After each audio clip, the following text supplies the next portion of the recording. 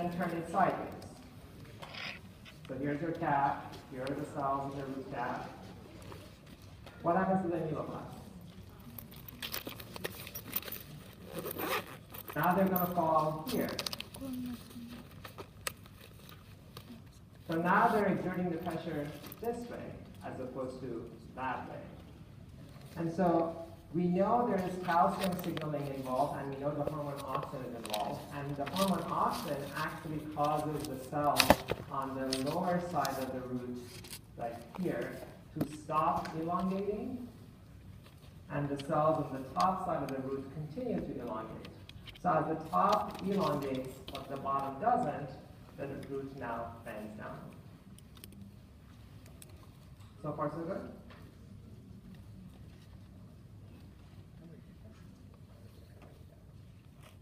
Yes, sir.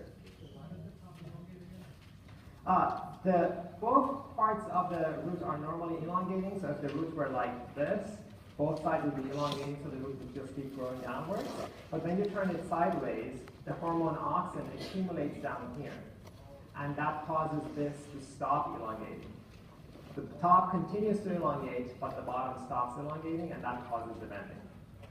But you need calcium signaling for that to work. And the calcium signaling is dependent on which direction the ameloplasts fall. So if the ameloplasts are falling this way, you get equal signals on both sides. But if the ameloplasts are falling on the side like this, you get higher levels of signal on one side compared to the other side.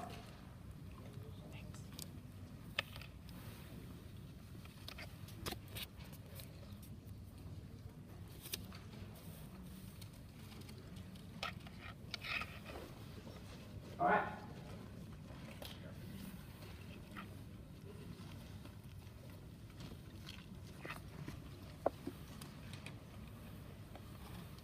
So let's take a look at how calcium could be acting as a secondary messenger and other steps that are involved in that. So there is another pair of secondary messengers, and they are IP3 and DAG, so inositol phosphate and diacylglycerol.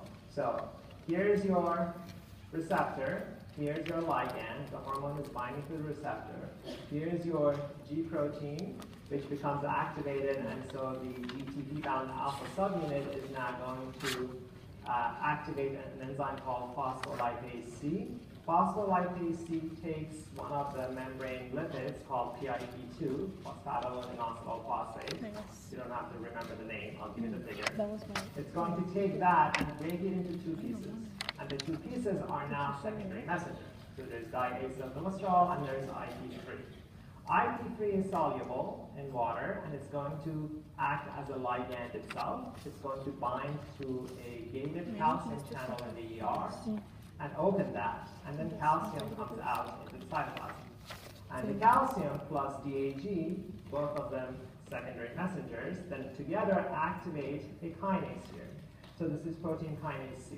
And then that activated kinase could then activate other enzymes, and you finally get your cellular response. So in here you have multiple secondary messengers working. You have IP3, which is a secondary messenger, you have DAG, which is a secondary messenger, and you have calcium, which is a secondary messenger.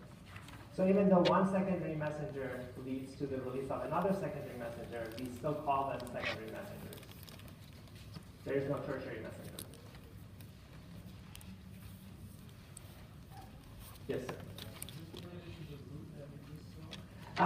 Not quite, but something similar to this happens in the root. So in the root, it's not the hormone that causes this to start.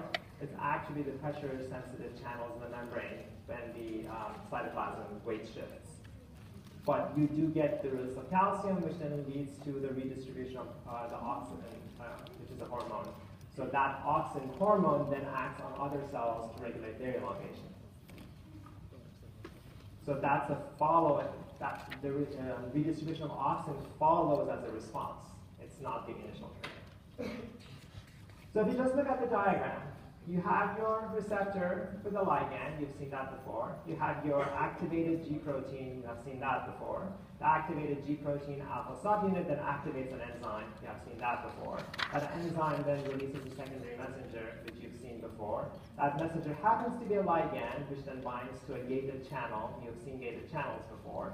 And then you have another secondary messenger, which is involved in activation of another enzyme. And that enzyme happens to be a kinase. And the kinase then phosphorylates other enzymes, and you get your response.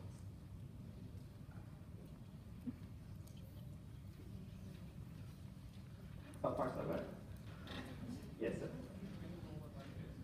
All right, so we start with your ligand, your original primary messenger. Your first messenger is the hormone here. Ligand binds to the receptor. This receptor is a G protein coupled receptor. So when the receptor is activated, it's going to activate the G protein. The active G protein will have a GTP attached to it, which means the alpha subunit with the GTP then separates from the beta and the gamma. We've seen that before. The activated alpha subunit activates an enzyme. This enzyme happens to be phospholipase C. Phospholipase C takes PIP2 and breaks it into two pieces. One piece is DAG, one piece is IP3. They're both secondary messengers. IP3 binds to a gated calcium channel in the ER, opens the channel, which means calcium now rushes out. Calcium is a secondary messenger itself. Calcium and DAG are both required to turn on protein kinase C. So now you have a kinase that's been turned on. That kinase can now phosphorylate to other enzymes. And those enzymes could eventually lead to whatever the final response is. So now you get your phosphorylation cascade, and you get your final response.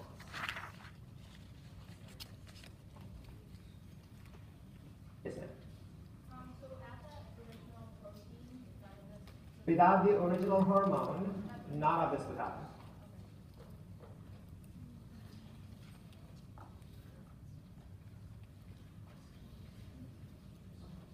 Yes, sir. How does DAG and calcium activate the... So they do have to somehow bind to this. They're not.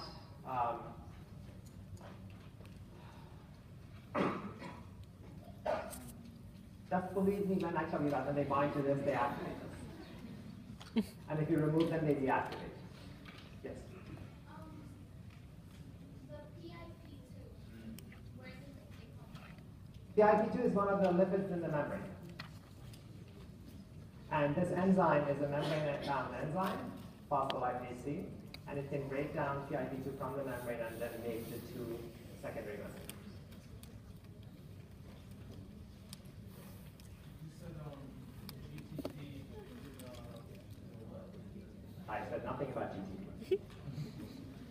what does it do to the lipid in the membrane? GTP does nothing to the lipid in the membrane. GTP is required for the G protein to be activated. So if you go back and review G proteins and G protein coupled receptors, the inactive G protein has a GDP attached to it. The active G protein has a GTP attached to it. And so if you have an active G protein, the alpha subunit with the GTP attached to it separates from the beta and the gamma, and then will go and activate some other enzyme. And you've seen that before with G protein coupled receptors. We've done a few of those. But GTP doesn't do anything to the lipids. It's phospholipase C, which is activated by the active G protein. That will then take PIP2 and break it into two pieces.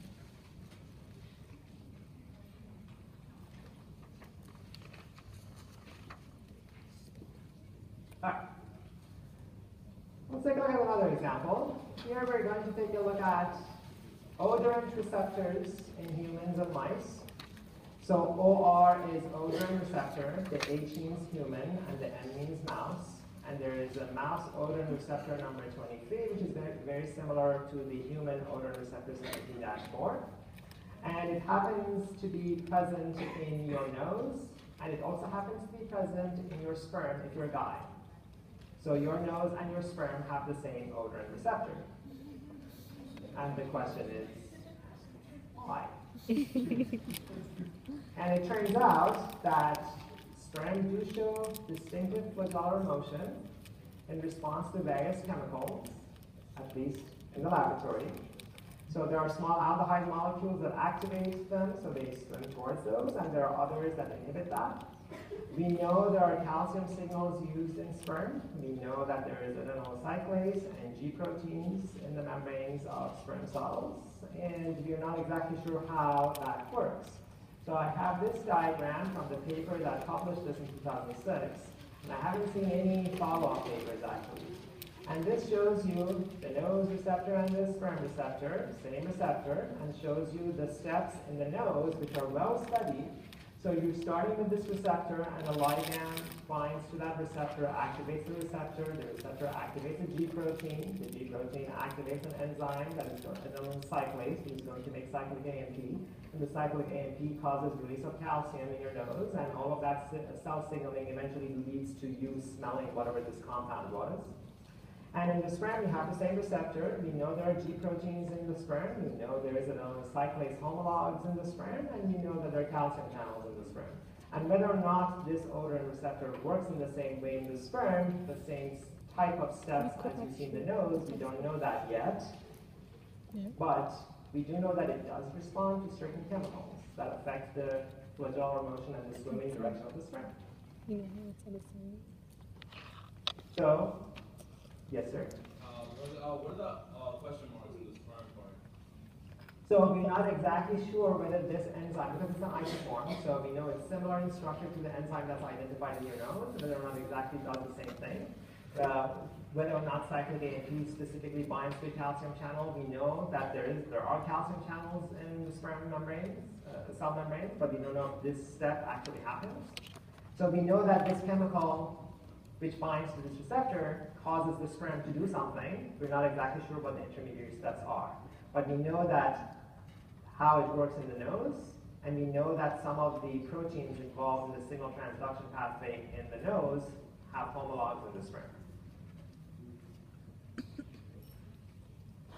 So the next time you go sniffing something, consider how your sperm might be reacting to them as well. The women don't have to worry.